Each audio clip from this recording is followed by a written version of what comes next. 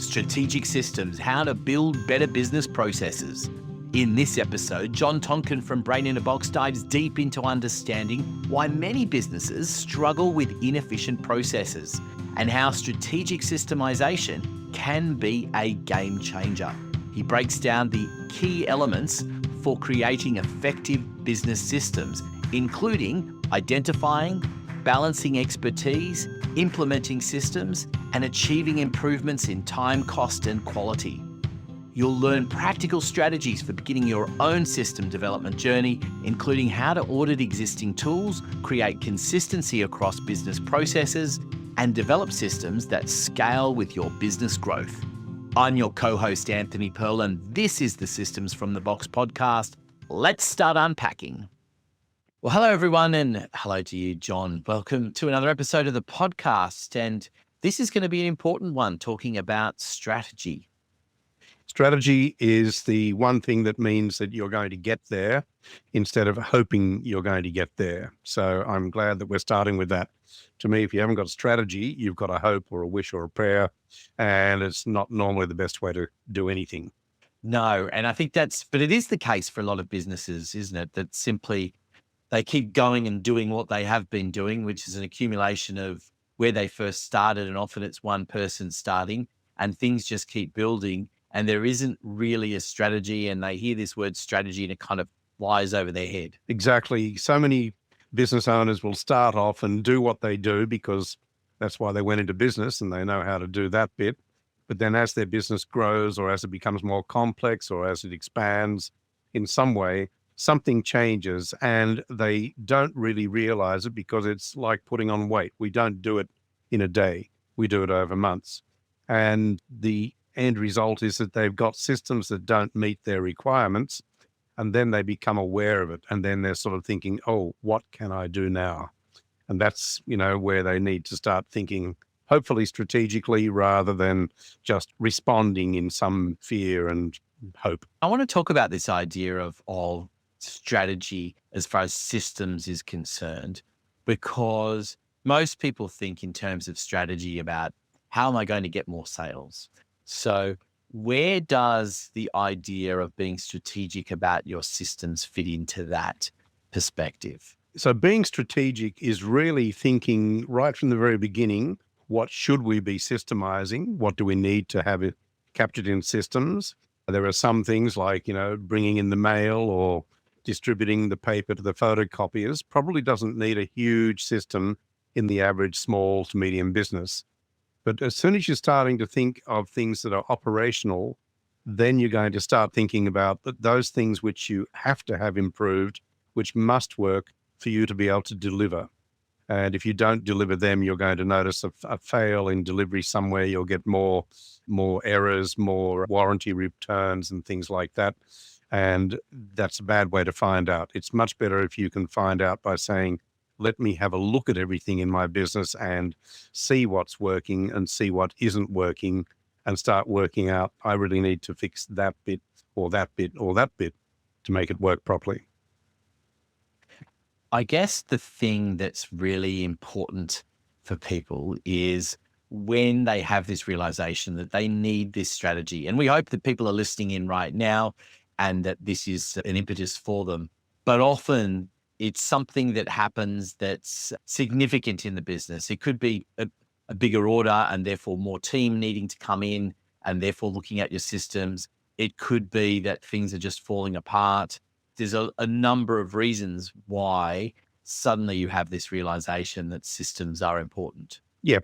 You wake up one day and it's either that, one of your long-term clients who calls up and says, John, we've been working with you for a while, but mate, I've got to tell you, things are falling down a bit. Often it's one of those, that one embarrassing thing that happens that will be the trigger for a business owner to say, I really need to do something about this. Or it's the other one, that's a pain side. So there's always the pain motivator and the vision motivator. So the vision motivator is where they've either won a big job or a big contract of some sort, or they realize that if I could do this, I could, double or triple my turnover, revenue, whatever they want to do. But to do that, they're going to have to improve their systems. And if we look at the things that guide our clients, every client we work with is a successful business. But what very often happens is that they come to that realization and then approach us, obviously. But the thing that triggers them to do that is either they're making a major change in their business, or they've realized that they've been going along beautifully and happily for a while. But then if they want to improve, if they want to actually grow the business or turn it into something closer to their dream, then they're going to have proper systems that they can have other people operating rather than just them operating, or them plus one or two or three or four or another team or whatever of people who are just doing a single task or doing very basic tasks, leaving the complex thinking and the complex strategizing to the business owner. And I think it's also this idea as well as in there that when you start looking at how can I be more efficient and effective in the business, where are you spending lots of money, that often it can point to things that you can improve relatively easily sometimes by actually having a proper system in place. Yeah. And if you think about it, you're mentioning money there, and money is one of those things that's fairly central to business, as you'd probably appreciate. But when we come down to thinking about systems, we're looking at it in terms of the three things that can improve in any business. There are only three things: time, cost, quality. So time, we can do things faster, but that's going to have an impact on cost and quality. We can do things cheaper. Again, that'll have an impact possibly on time, possibly on quality. And we can make things better quality, but it'll have an impact on time and cost potentially. So we're always looking at the interaction between time, cost, and quality. But as soon as you start noticing, say, two of those indicators failing or indicating that there's an opportunity to improve them, that's when we should be looking at our systems. If we can't see that trigger, then we could be going along and just sort of fading into insignificance, or wondering why our clients are leaving us, rather than making the opportunity from keeping your eye on the business. So it's that keeping your eye on the business that's the critical thing to start with. And I guess that when you're starting to look at this whole idea of strategy for systems, where is the starting point and how far do you go? Because suddenly when you start looking at it, there can be hundreds of things in a business that could be systemized. So where's the starting point? How far do you go? So there's always going to be that bit where you say we could systemize everything to the umpteenth degree, and you get close to having a machine. So if you wanted a machine, that would be good. And there are businesses that work like that. There are businesses which are almost at the machine level, but if it depends how bespoke your business is. If it relies more on that expertise component, then we want to systemize everything we can to support the expertise, but let the expertise shine on top. So if we think about a medical operation going in for surgery, I want that surgeon to have all the support they can have, so that when they're there with a scalpel in one hand, everything's going to be working out properly. So if you think about that as an example, we've got the systems that are in place to support the expertise. Then we'll have other businesses where their systems are rudimentary at best, and they rely upon a lot of interaction, a lot of intervention by the owner or by this or that smart person in the business. And they get along okay. But of course, what they're doing is to put themselves at risk by having all the key person components in there ready to come out and scare them. So there are a few things like that that we want to be looking for. So how do we want to spread the expertise, capture the expertise that we have and put it into our systems? Or can we rely upon semi-skilled people following systems and achieving an outcome that they want? I think it's a key, isn't it? Starting to look at people and the reliance on people. And that's not necessarily a bad thing, because they can add extra value to processes, to systems, but their individualism makes it unique in how they approach things, right? Yeah, it is that if the individualism is what got you the right to be in business, then you need to capture that. Because there are some people who will think of themselves as, say, a builder, and they start employing people to work for a builder whereas what they really needed to was to employ people to work for them, because they build a particular way, they use a particular method, or they have a particular approach to building. So we've got to be really clear what we are going to be systemizing in that business. So the team will hold some of the expertise, the business owner holds some of the expertise. We've got to work out which bit of it we want to use, where the expertise is that we can capture in systems. I'm saying that just so that we avoid arrogance, the arrogance that the business owner may have that says, I know exactly what these people need to do. They should be doing this, this, this, and this, and that's going to get us there. Whereas the systems may have actually exceeded what they're doing, because what the business owner used to do is not what the team is currently doing. So that understanding it, and that sort of coming back to the strategy we talked about before, keeping up and making sure that you're aware of where you are, where you want to be. And it's just sort of making sure that you start where you are rather than starting somewhere in the future. Hey, John, I just want to take a break from the main part of the podcast for a moment so you can tell us a little bit more about Brain in a Box. So Brain in a Box the idea started when I was working in corporate. I was working in a couple of major companies, internationals, and I decided that when I went out and started my first business in 2000, that it was going to use the same principles as I had done in corporate world to capture systems and to make them accessible to the team. But I thought, I've got to be able to do this for small business, small to medium business, and that's what we focus on. So we work with the business owner, with the team, to capture what the business does, and then to minimize the risk by going through and looking at all the risks that we have to manage, make sure we capture those and manage them effectively, and also to achieve the benefit. And then we make all that. That's just effectively what it is. It must be a difficult thing as well when you're sort of looking at this, again, this whole idea of being strategic about it. Are you looking at what is now versus what is ideal? We will always start with looking at now, but going as far as we can safely now. If we think about it, and I go back to my career in a large trading bank, and it was focused very much on trying to improve everything. We were working on going from a mainframe to PC-based delivery of services and so on. A lot of work around that. And there was a huge amount of work around doing the business analysis to make sure that we did the right things. And it would be a matter of going in and looking at everything, looking at all the parameters involved in every little business aspect of the business, and then coming away and having put all that down, then sitting down and seeing, where can we design this? I wasn't doing this. I was in the education side of it, the training side of it. But they would be going through and then analyzing the risk and seeing what they can do to nullify the risk and so on. And they would spend a lot of time doing that. In the approach that we use, we tend to try to avoid doing the analysis by paralysis by analysis. I'd get it right if I said it twice. We try to avoid that, and we go to the things that we can analyze before we do it and say, what if we did this?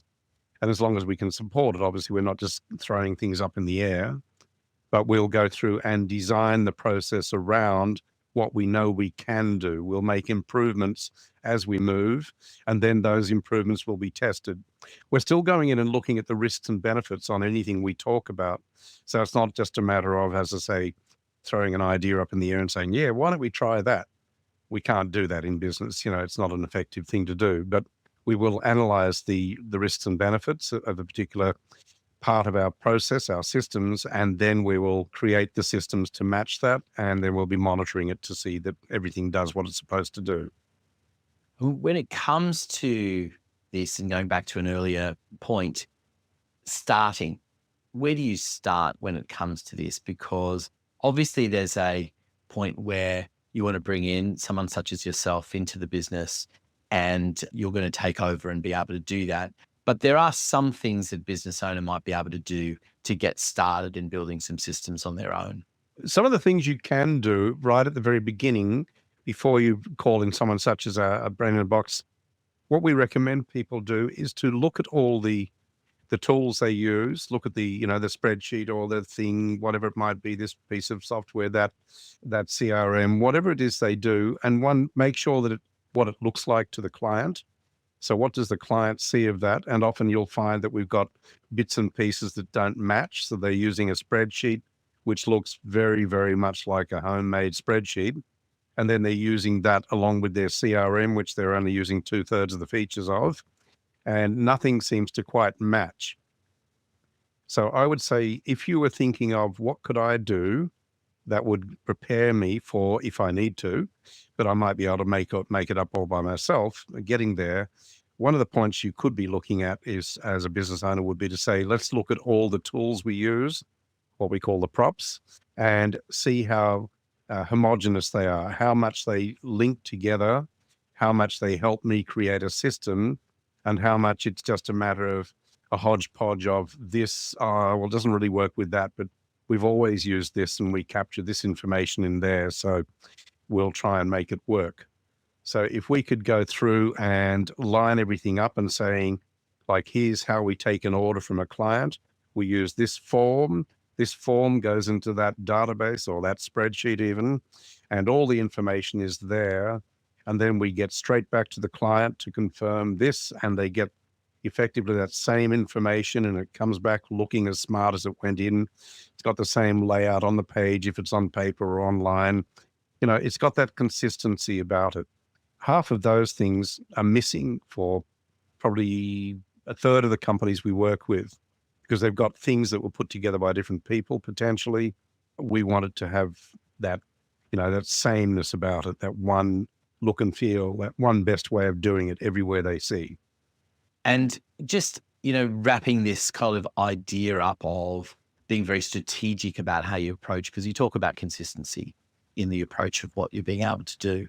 You talk about getting started with some things, but what sort of time frame should people be putting in place for getting the bulk of their things systemized, documented? Is there a time frame that they should be looking at? Because this could drag on for a long period of time. And of course, there's inevitably changes, there's inevitably new things that happen. But in order to break the back of it, what's the way to go about it? Okay, I want to look at time in terms of two things. One is the duration, the overall duration. Like we might say, we're going to do this over the next 6 months. And then there's the other bit, if you wanted to think of it in terms of like a smash repair business, we'd talk about touch time. So the actual time you've got the thing in your hand working on it. And in systems, that would be the time we're actually sitting there as a team or whoever's working on it, working on the systems. So the biggest thing for me is that if we spend too long doing that, we've got some systems, some processes which are out of date, and we've got some which are new, and we've got some which we've built but haven't tested yet. So we potentially got 3 stages in there. We've got one which is future and will work when all the rest has been built, but doesn't work properly now because everything isn't there. And you can see the problem I'm referring to. So we've got bits and pieces that will potentially be perfect once they're all there, but they're in different stages of development. So when you look at that, if you take too long a time to develop systems, you're always going to have an issue around that mix of not yet done and this is done but not complete because we haven't got that other bit. So then it sort of puts the argument in front of us that we should be trying to do it fairly quickly.